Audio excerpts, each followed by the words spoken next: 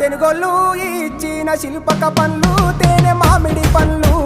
తీయంగా దిందామె తీరొక్క పండ్లు చిలక నేరేడు పండ్లు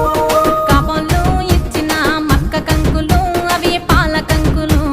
కాల్చుకొని తిందాము కందికాయలు పచ్చి పల్లికాయలు గుజారి గుజారి మామిళ్ళ కిందో నల్ల మామిళ్ళ కింద కుసుమరోళ్ళేసిన కుందన బొమ్మ అది కుందన బొమ్మ